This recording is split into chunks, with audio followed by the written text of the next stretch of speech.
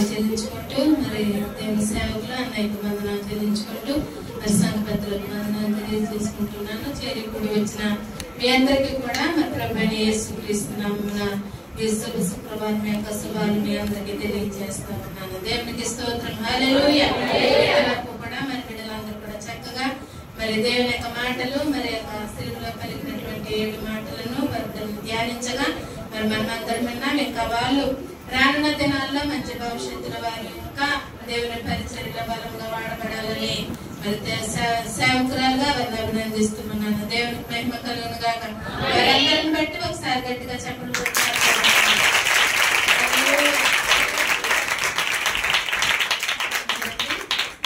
దేవుని యొక్క వాక్యంలో నుండి ఈ దినము మరి సిలువలో పలికిన 7 మాటలను మరి ఎంతవరకు మనం విన్నాము.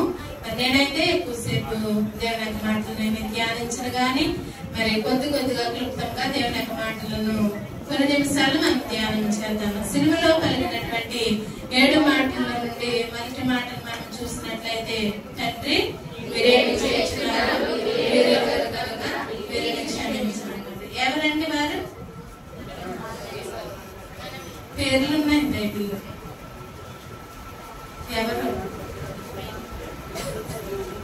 ఎవరు వారంటే శాస్త్రులు ఉన్నారు, పరిసయ్యులు ఉన్నారు, సద్దుకాయులు ఉన్నారు, హేరోదీయులు ఉన్నారు, ఇంకా అక్కడ జీరట్లు మత గురువులు, ప్రధాన యాజకులు, అన్యులు, పిలాతు, హేరోదు, రోమీయులు, శతాధిపతులు, రానువారు, రోమా సైనికులు, వీరందరూ కూడా అక్కడ ఉన్నారు. కనుక వాళ్ళందరినీ చూసి అంటున్నాడు, యేసు తండ్రి వీరేమి చేయించున్నారో వీరెరుగరు కనుక వీరిని క్షమించమంటున్నాడు. నిజమే.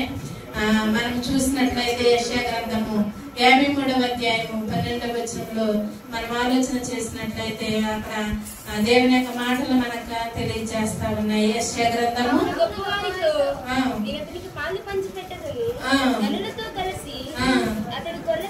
కొల్ల సొమ్ము విభాగించుకొనును, ఏలయనగా మరణము నొందునట్లు అతడు తన ప్రాణమును దారపోసెను, అతిక్రమము చేయవారిలో ఎంచబడిన వాడాయను, అనేకుల పాపమును భరించుచు తిరుగుబాటు చేసిన వారిని గురించి విజ్ఞాపన చేసినట్లుగా మనం చూస్తా ఉన్నాం. ఇది గొప్ప విజ్ఞాపన ప్రార్థనగా మనం చూస్తా ఉన్నాము. రోమ 1:32లో కూడా మనకి కనబడుతున్నట్లుగా మనం చూస్తా ఉన్నాము. కనుక అక్కడ చూడండి, అంతా చేసిన తర్వాత ఈ పిలాతు ఏం చేశాడంటే, ఈ యొక్క దోషం గాని లేకపోతే పాపం గాని మా మీద, మా పిల్లల మీద అని సెలవిచ్చినట్లుగా మనం చూస్తా ఉన్నాం. అయితే ఇది ఒక ప్రవచన నెరవేర్పు ప్రార్థన. యెషయా గ్రంథం 53:12 చదివాం కదా మనము.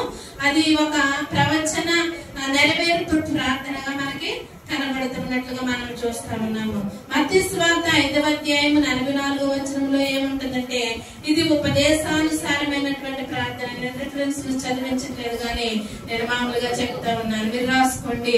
మరి అయితే 3వదిగా చూసినట్లయితే ఇది క్షమాపణతో కూడినటువంటి ప్రార్థనగా మనకి మత్తయి సువార్త 5వ అధ్యాయం 44లో కనబడతా ఉంది. 4వదిగా చూస్తే విశ్వాసులకు మాదిరికరమైనటువంటి ప్రార్థన. అపోస్తుల కార్యముల గ్రంథం 7వ అధ్యాయము 59వ వచనంలో మనం చూస్తా ఉన్నాము. అయితే మొదటి మాట, తండ్రి వీరేమి చేయించినారో వీరు ఎరుగరు కనుక వీరిని క్షమించమని తెలియజేసినటువంటి మాట సంపూర్ణమైనటువంటి పాప క్షమాపణ అనేటువంటి మాట మనకి అర్థమిస్తున్నట్లుగా మనం చూస్తా ఉన్నాము. అయితే 2వదిగా చూసినట్లయితే పరదేశు కదమ్మా, పరదేశు అని మనం చూస్తా ఉన్నాం. నేడు నీవు నాతో కూడా పరదేశంలో ఉందని నీతో చెప్పుచున్నాను అంటున్నాడు. ఇప్పటి వరకు మనం విన్న పిల్లలకు తెలియజేశారు. అయితే 2 దొంగలు, మరి ఒక దొంగ అయితే పాప క్షమాపణ నిమిత్తం అడుగుచున్నాడు. ఒక దొంగ అంటున్నాడు, నీవు క్రీస్తువు కదా, నిన్ను నీవు రక్షించుకొని మమ్మల్ని కూడా రక్షించమా అంటున్నాడు. అయితే 2వ వాడు అంటున్నాడు, మనము కూడా అదే శిక్షా విధిలో ఉన్నాము కనుక అలా అనకూడదు అని అంటూ ఉన్నాడు. అయితే మనము ఏంటి అని అంటే ఆలోచన చేసినట్లయితే చిన్నప్పటి నుండి కూడా దేవుని యొక్క మందిరానికి వెళ్తా ఉన్నాము, పాటలు పాడుతా ఉన్నాము, దేవుని యొక్క వాక్యాన్ని వింటా ఉన్నాము. కానీ పాప క్షమాపణ అనేది, మారు మనసు అనేది కొద్ది మందిలో మాత్రమే ఉంటది. ఎందుకంటే అందరూ కూడా నమ్మి మారు మనసు పొంది బాప్తిస్మం పొందవచ్చు, కానీ వారిలో పాపం అనేది ఇంకా చోటు చేసుకుంటూ ఉంటూనే ఉంటుందని దేవుని యొక్క వాక్యం సెలవిస్తుంది. ఎవరైనా ఏదైనా అంటే మనము సహించుకోలేనటువంటి వారముగా ఉంటూ ఉంటాము. ఎవరైనా ఏదైనా అంటే మనము దాన్ని ఓర్చుకోలేనటువంటి వారముగా మనం ఉంటాం. ఏసే అయితే అలా అనలేదు. మరి ఆ దొంగ మరి అంటూ ఉన్నాడు, నేడు నీవు నాతో కూడా పరదేశంలో ఉంటామంటూ ఉన్నాడు. ఏసేని అడుగుతున్నాడు, నీ రాజ్యంలోకి వచ్చినప్పుడు నన్ను జ్ఞాపకం చేసుకో అంటూ ఉన్నాడు. ఒక చిన్న మాట ద్వారా దేవుని యొక్క రాజ్యాన్ని స్వతంత్రించుకోగలిగాడు. మరి నీవు నేను మనందరము కూడా ఎలా ఉండాలంటే, నేను దేవుని రాజ్యంలో నేను ఉండగలను అనేటువంటి ధైర్యంతో మనము చెప్పగలిగినటువంటి వారముగా ఉండాలి. చెప్పగలుగుతామండి అలాగా? చెప్పలేమండి. ఎందుకంటే ఏదో ఒక చిన్న లోపం మనలో ఉండబట్టి ఆ మాట మన నోట రాదు. కనుక మనం అలా కాకుండా దేవుని రాజ్యంలో నేను ఉంటాను, ఆ స్వతంత్రించుకోగలుగుతాను అనేటువంటి ఆలోచనతో మనము ముందుకు సాగిపోయే వారుగా ఉండాలి. అయితే ఇక్కడ పరదేశం అంటే ఇక్కడ దేవుని యొక్క వాక్యం అంటుంది లోకాసు వార్త 23:39లో విమర్శించేటువంటి సిలువ అనేటువంటి మాటను మనము చూస్తా ఉన్నాము. 23:40-42లో చూసినట్లయితే విశ్వసించిన సిలువ మనకి కనబడుతున్నట్లుగా మనం చూస్తా ఉన్నాము. కనుక ఇంకా చూసినట్లయితే విమోచించిన సిలువ లోక 23:43లో మనము చూస్తా ఉన్నాము. ఇలా దేవుని యొక్క వాక్యాన్ని మనము ధ్యానించుకుంటూ వెళ్తే అనేక విధాలుగా దేవుని యొక్క వాక్యం మనకు బోధిస్తున్నట్లుగా మనము చూస్తా ఉన్నాము. కనుక ఈ రెండవది మొదటిగా మనం చూస్తే సంపూర్ణమైన పాప క్షమాపణ మనకు తెలియజేస్తా ఉంది. రెండవదిగా చూస్తే సంపూర్ణమైన విమోచన మనకు తెలియజేస్తా ఉన్నట్లుగా మనం చూస్తా ఉన్నాము. అయితే మూడో మాటను మనం చూసినట్లయితే అమ్మా ఇదిగో నీ కుమారుడు, ఇదిగో నీ తల్లి అంటున్నాడు. వాక్యమైనటువంటి ప్రభువు వాక్యమునకు విధేయత చూపించినట్లుగా దేవుని యొక్క వాక్యంలో మనం చూస్తా ఉన్నాము. నిర్గమకాండము 20వ అధ్యాయము 12వ వచన భాగంలో మనకి అక్కడ కనబడుతూ ఉంటది. కనుక నా ప్రియమైన దేవుని బిడ్డలారా, దేవుని యొక్క వాక్యం సెలవిస్తా ఉంది. నేటి దినాల్లో మరి అక్కడ చూడండి, తాను ప్రేమించినటువంటి ఆ శిష్యుడితో అంటూ ఉన్నాడు, అమ్మ ఇదిగో నీ కుమారుడు, నీ తల్లి అని తల్లి అప్పగించినట్లుగా మనం చూస్తా ఉన్నాం. నేటి దినాల్లో తల్లిదండ్రులను మనం బాగా చూసుకునేటువంటి వారు ఎంతమందిగా ఉంటూ ఉన్నారు, తల్లిదండ్రులకు విధేయులుగా ఉండేటువంటి వారు ఎంతమంది ఉంటూ ఉన్నారని మనం ఆలోచన చేసినట్లయితే తల్లిదండ్రులను మనము మంచిగా చూసుకునేటువంటి వారంగా ఉండాలని దేవుని యొక్క వాక్యం సెలవిస్తుంది.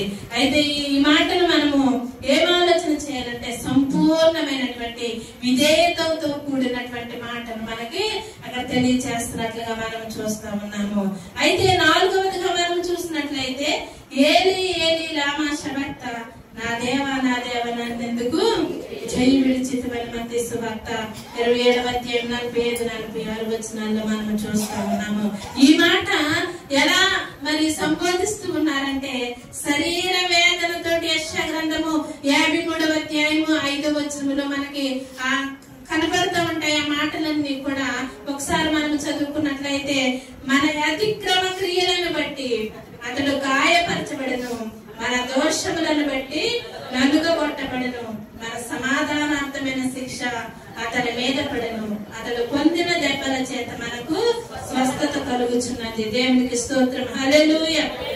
కనుక ఇది శరీర వేదన. రెండవది మనోవేదన. దూషణలు, అవమానము, హేళన చేస్తా ఉన్నారు. అయినప్పటికీ కూడా గొర్రె పిల్ల బొచ్చు కత్తిరించి వారి ఎదుట ఎలా అయితే మౌనముగా ఉంటదో యేసు కూడా అలా మౌనముగా ఉండిపోయినట్లుగా దేవుని యొక్క వాక్యంలో మనం చూస్తా ఉన్నాము. అయితే ఆత్మవేదన కూడా ఆయన పడుచున్నట్లుగా మనం చూస్తా ఉన్నాము. యోహాను సువార్త 8వ అధ్యాయము 29వ వచన భాగంలో మనకు కనబడుతుంటాయి అక్కడ మాటలు. అంతేకాకుండా యెషయా గ్రంథము 59వ అధ్యాయము 1-2 వచనాలు మనకి అక్కడ కనబడుతున్నట్లుగా మనం చూస్తా ఉన్నాము. కనుక నా ప్రియమైన దేవుని బిడ్డలారా, ఈ నాలుగవది ఏంటి అని అంటే సంపూర్ణమైనటువంటి వేదన మనకు కనబడుతున్నట్లుగా మనం చూస్తా ఉన్నాము. ఐదవ మాటగా మనం చూసినట్లయితే నేను తప్పికొనుచున్నాను అంటున్నాడు. ఎందుకు దాహము అని మనం ఆలోచన చేసినట్లయితే, ఎందుకంటే 3 మాటలు. దేవుని సహవాసము కొరకైన దాహము, నీ సహవాసము కొరకైన దాహము, ఆత్మల కొరకైన దాహము. ఇప్పుడు చెప్పాడు కదా బాబు, ఆత్మను గురించి మరి చక్కగా వివరించాడు. బాబుకి మరి తెలియకపోయిన దేవుడిచ్చిన జ్ఞానాన్ని బట్టి నిలబడి చెప్పాడంటే మరి మరి దేవునికి మరి చాలా వందనాలు చెల్లించవలసినటువంటి వారమై ఉంటుంది. దేవుని సహవాసము కొరకైనటువంటి దాహము మనకు ఉండాలా లేదమ్మా? ఉండాలి. అందుకనే ఒక రోజు ఆ సమరయ స్త్రీ మరి ఆ బావి దగ్గరకు వచ్చినప్పుడు, యేసయ్య వచ్చినప్పుడు దాహానికి మరి ఆమెను అడుగుతూ ఉన్నప్పుడు మరి ఆమె ఏమంటుంది చెప్పండి అమ్మా? ఆమె ఏమంటుంది? యూదులకు సమరయులకు సాంగత్యం ఏంటంటూ ఉన్నాడు. అయితే యేసయ్య అంటున్నాడు, మీరిచ్చి నీళ్లు తాగితే ఎప్పుడు దాహం అవుతుంది, కానీ నేను ఇచ్చిన నీళ్లు తాగితే ఎన్నటికీ దాహం కొందని అంటూ ఉన్నాడు. కనుక ఇక్కడ దేవుని యొక్క వాక్యం అంటుంది, దేవుని సహవాసమును కొరకైన దాహము, నీ సహవాసము కొరకైన దాహము, ఆత్మల కొరకైన దాహం నీకుందా? ఆత్మలను అనేక మందిని రక్షించాలనే దాహం కలిగి ఉంటున్నావా? నీ మట్టుకు నీవుగా దేవుని యొక్క సన్నిధానానికి వస్తున్నావా? ఎంతకాలం నుండి దేవుని యొక్క మందిరానికి వస్తున్నావు? ఎంతకాలం నుండి దేవుని యొక్క సన్నిధిని అనుభవిస్తూ ఉన్నావు? నీతో పాటు ఎంతమందిని రక్షించగలుగుతున్నావు? ఎంతమందిని రక్షించగలగాలన్నటువంటి దాహము నీలో ఉన్నదని ఆలోచన చేయవలసినటువంటి వారుగా ఉండాలని దేవుని యొక్క వాక్యం సెలవిస్తుంది. అనేక ఆత్మలను మనముగా అనేక మందిని రక్షించేటువంటి వారుగా ఉండాలని దేవుని యొక్క వాక్యం సెలవిస్తూ ఉంది. కనుక ఇది దేవుని యొక్క వాక్యం అంటుంది, నేను తప్పుకొనిచున్నానంటే ఇది సంపూర్ణమైన సహవాసముగా ఈ మాటను మనకు తెలియజేస్తున్నట్లుగా మనం చూస్తా ఉన్నాము. ఇక సమాప్తమైనది 6వ మాటను మనం చూసినట్లయితే, సమాప్తమైనదని చెప్పి ఆయన తల వంచినట్లుగా మనం చూస్తా ఉన్నాము. దీని అర్థం ఏంటో తెలుసా? విజయము లేకపోతే ఆదరణ, తండ్రికి ఇచ్చిన ఆ వర్తమానము అనేటువంటి మాట. ఆయన చేయు పని సమాప్తమైనది, కానీ ఆయన మాత్రము సమాప్తము కాలేదని మనం గుర్తుంచుకోవాలండి. నా ప్రియమైన దేవుని పిల్లారా, హల్లెలూయా. తండ్రి ఆయనకు అప్పగించినటువంటి పని సంపూర్తి చేశాడు కనుక ఆయన మాత్రం ఎప్పటికీ కూడా సమాప్తం అవ్వలేదు. దేవునికి మహిమ కలుగును గాక. ఏది సమాప్తమైనది అని మనం ఆలోచన చేసినట్లయితే ఆయనకు అప్పగించినటువంటి పని సమాప్తమైనది మొదటిగా. రెండవదిగా ప్రజల విమోచన కార్యమును ఆయన చేశారు. మత్తయి సువార్త 26:28 ఒక మాటను మనం చదువుకున్నట్లయితే, మత్తయి సువార్త 26:28 భాగము,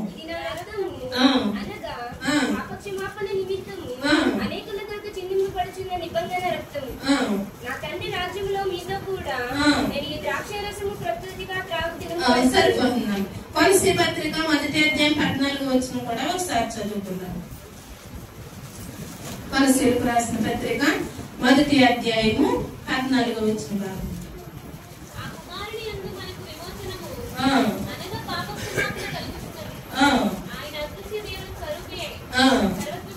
సర్వ సృష్టికి ఆది సంభూతుడై ఉన్నాడంటూ ఉన్నాడు.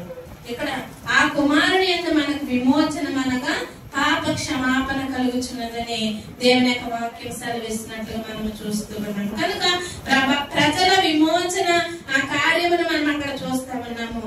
మూడవది చూసినట్లయితే బలులకు సిలువలో బలి అర్పించినట్లుగా హెబ్రీయులకు రాసిన పత్రిక 10:12 భాగంలో మనం చూసినట్లయితే, హెబ్రీ గ్రంథము 10:12 భాగం.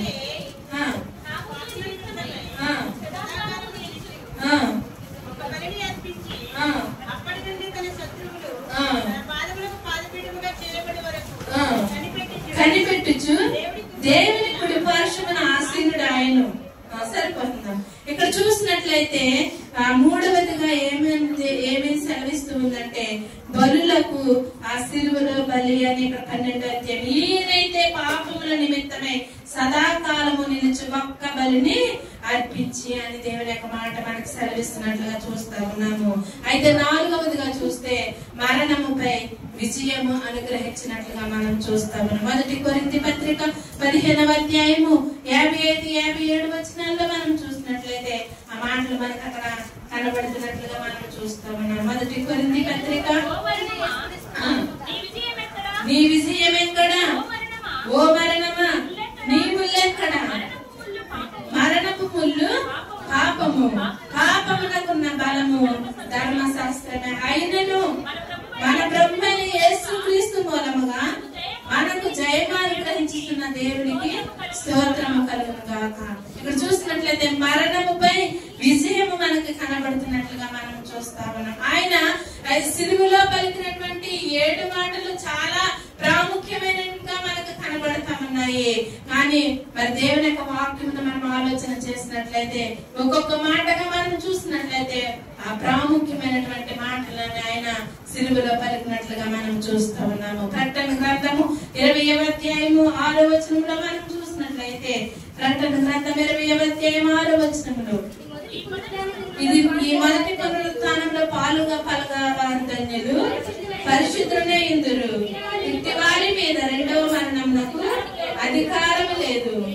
దేవుని క్రీస్తుకును యాజకులే క్రీస్తుతో కూడా 1000 సంవత్సరములు రాజ్యము చేయుదురు. దేవునికి స్తోత్రం. హల్లెలూయా, హల్లెలూయా. కనుక ఇది సంపూర్ణమైనటువంటి విషయముగా మనకి ఈ మాటలు సెలవిస్తున్నట్లుగా మనం చూస్తా ఉన్నాం. ఇక చివరిగా మనం చూసినట్లయితే తండ్రి నీ చేతికి నా ఆత్మను అప్పగించుకొంచున్నానని చెప్పి ప్రాణము విడిచినట్లుగా మనం చూస్తా ఉన్నాము. 31వ కీర్తన 5వ శరణంలో మనం చూసినట్లయితే 31వ కీర్తన 5వ శరణంలో మనం చూసినట్లయితే దేవుని వాక్యం నా ఆత్మను నీ చేతికి అప్పగించుచున్నాను. యెహోవా సత్యదేవ నన్ను విమోచించి వాడవు నీవే అంటున్నాడు. కనుక నా ప్రియమైన దేవుని బిడ్డలారా, ఆయన ఆ సిలువలో పలుకుతూ ఆ చివరి మాటను చెప్పి తన ఆత్మను అప్పగించి ప్రాణము విడిచిపెట్టినట్లుగా మనము దేవుని యొక్క వాక్యంలో చూస్తూ ఉన్నాము. అయితే ఈ సమర్పణ ఎలాంటిదో తెలుసా? ఈ సమర్పణ మొదటిగా చూస్తే స్వేచ్ఛాపూర్వకమైనదిగా మనకు కనబడతా ఉన్నది. రెండవదిగా విజయవంతమైనదిగా మనకు కనబడతా ఉంది. మూడవదిగా భద్రతాయుతమైనదిగా మనకు కనబడుతుంది. ఎఫెసీయులకు రాసిన పత్రిక 2వ అధ్యాయము 1 నుండి 7 వచనాల్లో మనకు అక్కడ ఆ మాటలు మనకు కనబడతా ఉంటాయి. ఎఫెసీ పత్రిక 2వ అధ్యాయము మీ అపరాధముల చేతను పాపముల చేతను చచ్చిన వారై ఉండగా ఆయన మిమ్మల్ని క్రీస్తుతో కూడా బ్రతికించిన. సరిపోతామా? మనం అపరాధముల చేతను పాపముల చేతను మనం చచ్చిపోయి కూరుకుపోయి జిగటగల దొంగ ఊపిలో నుండి కూరుకుపోయినటువంటి స్థితిలో నుండి ఆయన మనలను ఆయనతో కూడా బ్రతికించుకున్నారు. దేవునికి స్తోత్రం. హల్లెలూయా. జిగటగల దొంగ ఊపిలో కూరుకుపోయినటువంటి మనము అగ్నిగుండములో సంచరించు శోధనలు మనకు ఎదురొచ్చినప్పటికీ కూడా వాటి నుండి ఆయన మనలను లేవనెత్తాడు. ఆయనతో కూడా మనలను బ్రతికించుకున్నట్లుగా దేవుని యొక్క వాక్యములో మనం చూస్తా ఉన్నాము. కనుక ఇది భద్రతాయుతమైనదిగా దేవుని యొక్క వాక్యము సెలవిస్తున్నట్లుగా మనం చూస్తా ఉన్నాము.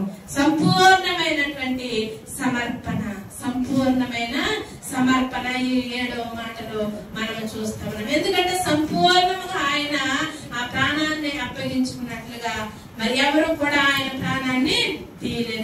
ఆయనగా ఆయన ప్రాణం పెట్టి ఆయన శరీరంలో ఉన్నటువంటి రక్తపు బొట్టునంతటిని కూడా మనందరి కొరకు ధారపోసారు. ఆయన వీపు నాకటి చాళ్ళ వలె మరి గడ్డగడ్డలుగా వస్తున్నప్పటికీ కూడా ఆయన నోరు తెరవకుండా నీ కొరకు నా కొరకు మనందరి కొరకు కూడా ఆయన మన కొరకు అర్పించినట్లుగా ఆఖరికి ఏ పాపము లేకపోయినా సిలువ వేసినట్లుగా మనం చూస్తా ఉన్నాము. కనుక ఆ లోకాసు వార్తలో 23:40 మరి అర్థంగా అంటున్నాడు, దేవునికి మరి భయపడవా అంటున్నాడు. కానీ అతనికి దేవుని యొక్క భయం లేదు అతనికి. కానీ మనము దేవుని యొక్క భయం కలిగి ఉండాలి. భయం ఉండాలి, భక్తి ఉండాలి.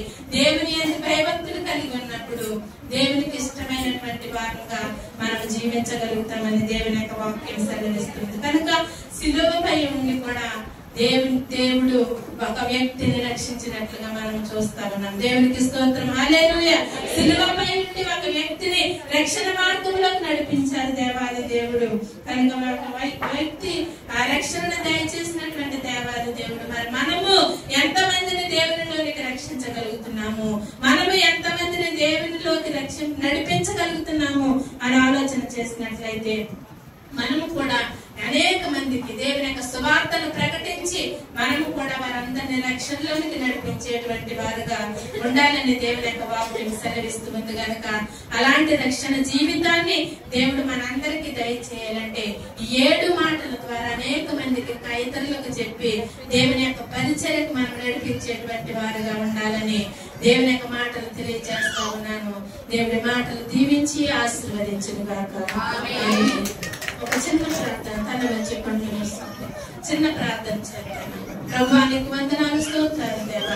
అయ్యా ఇంతవరకు నేను బిడ్డలతో నేను మీరు మాట్లాడానయ్యా. అయ్యా నేను చెప్పబడినటువంటి నేను మాటను బిడ్డల హృదయాలను ఫలించండి ప్రభా. నీకు స్తోత్రం స్తోత్రం స్తోత్రం స్తోత్రం. హల్లెలూయా హల్లెలూయా హల్లెలూయా హల్లెలూయా హల్లెలూయా హల్లెలూయా.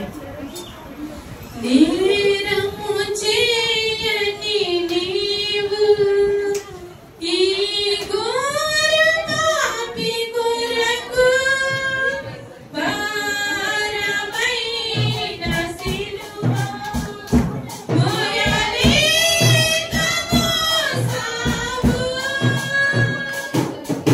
నీరము చేయని నీవు ఈ